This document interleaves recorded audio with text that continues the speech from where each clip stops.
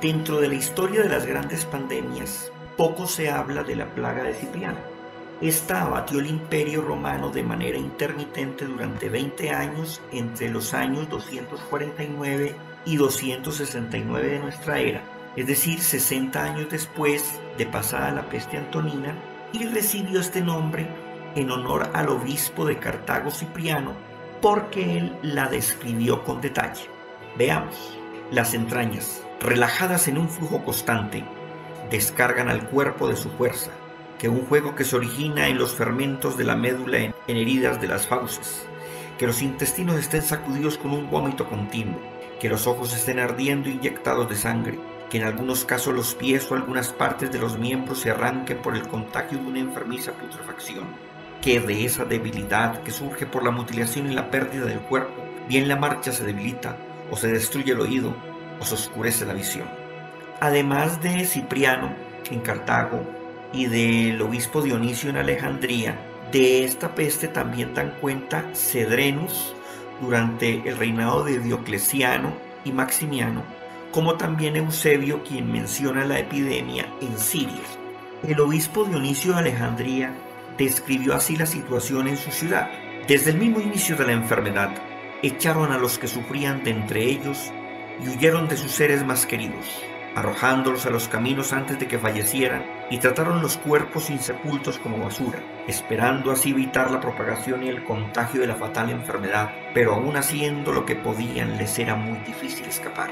Esta pandemia, al igual que la plaga de Atenas, se dice que se originó en Etiopía y se extendió por todo el mundo conocido de aquel entonces, desde Egipto hasta Escocia, respetando Islandia, no así Groenlandia, pero afectando especialmente las grandes ciudades de Roma, Alejandría y Cartago. De conformidad con lo poco que se conoce, esta infecto contagiosa alcanzaba su máxima intensidad cada otoño e invierno y era extremadamente contagiosa. Lo hacía a través de dos mecanismos. Uno, por contacto directo con pacientes infectados, y otro por fomites, especialmente ropa contagiada. Poncio de Cartago, quien sirvió como diácono de Cipriano, describió lo ocurrido con la peste así. Después hubo un brote de una tremenda peste y excesiva destrucción de una odiosa enfermedad. Invadió cada casa en sucesión del temeroso pueblo, siguiendo adelante día tras día con un ataque repentino a personas innumerables, cada uno de su propia casa. Todos temblaban, huían, rehuyendo el contagio, exponiendo impíamente a sus propios amigos, como si con la exclusión de las personas que se iban a morir de todas formas de la peste, pudiera librarse uno mismo de la muerte. Allí yacieron por toda la ciudad lo que ya no eran cuerpos, sino los cadáveres de muchos, y por la contemplación de un destino que podrían haber sido el propio, exigían la piedad de quienes pasaban, piedad que ellos mismos no dieron. Nadie consideraba nada más que sus crueles ganancias. Nadie temblaba por el recuerdo de un acontecimiento similar. Nadie hizo nada que no fuera lo que uno mismo deseara experimentar. En Cartago, la situación fue tan desastrosa que Cipriano se vio obligado a organizar la comunidad ante el ataque de ladrones que se produjo por el abandono de las casas, los almacenes y las artesanías. Por otra parte, el obispo Dionisio de Alejandría dejó este testimonio. Aunque parece afectar a todas las franjas de edades, se ha cebado especialmente en los comprendidos entre los 40 y 60 años, dejando además graves secuelas entre los más jóvenes, que parecen haber envejecido prematuramente. Aunque en el otoño de 253 la epidemia comenzó a remitir, sin embargo se produjeron rebrotes locales y regionales durante más de 20 años. De todos estos, hubo tres muy importantes. El primero, que afectó al ejército de Valeriano entre los años 253 y 260, cuando estaba en la campaña a través de Mesopotamia, antes de ser derrotado por el rey Sánidas por I, cuyos efectos se sintieron con rigor de este brote, especialmente en Acaya y en Roma. El segundo ocurrió durante el reinado de Claudio II el Gótico, cuando las tribus bárbaras, godos y escitas, cruzaron el Danubio huyendo de una epidemia y la introdujeron en el imperio. Las incursiones marítimas que estos mismos efectuaron contra las islas de Chipre y Creta la propagaron por las costas del Egeo, y de este brote el propio emperador sería víctima de la peste en Sirmium. Finalmente, el tercer brote acaeció en el 276, cuando el ejército de Floriano, que intentaba cortar el paso del Tauro a las tropas de Probo, se vio atacado por la plaga que devastó completamente Sicilia.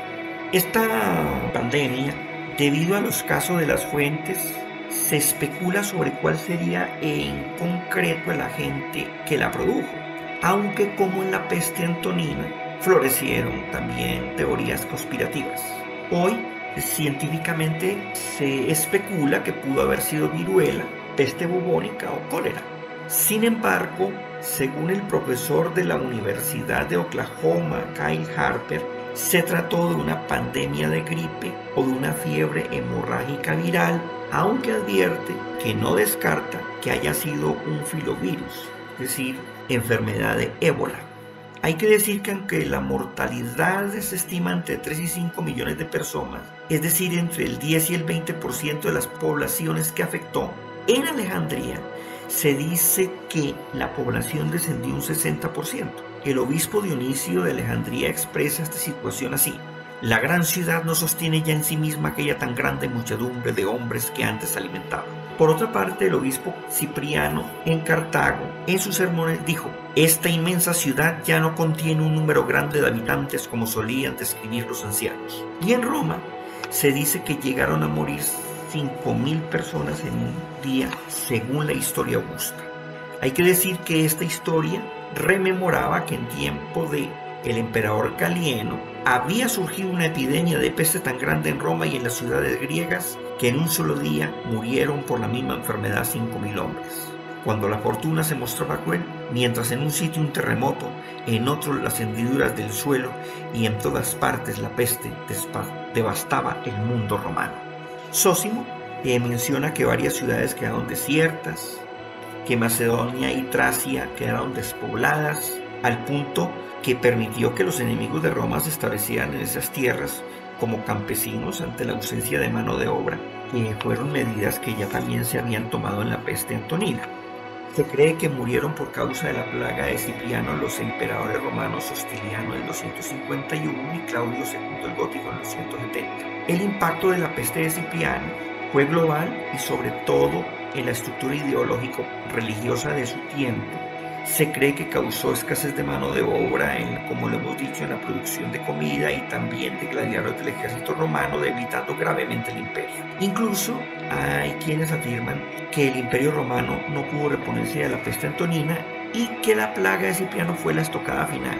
Sin embargo, yo debo advertir a quienes esto afirman que el imperio romano de Occidente vivió 100 años más y en cuanto al de Oriente, 1000 años más.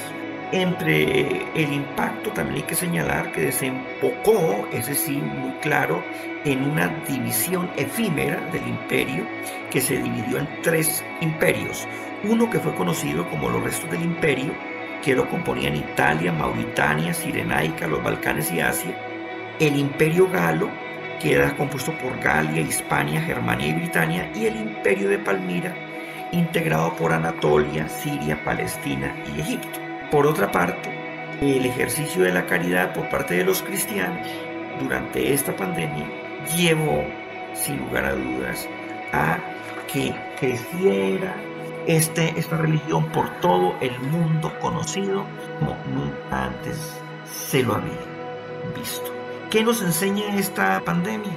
Esta pandemia pues nos enseña que un imperio como el romano, que se entrometía en todas partes, creando mercados, haciendo invasiones, pues eso mismo hizo que importara plagas contra las que no tenía defensas y que provocaban estas terribles pandemias.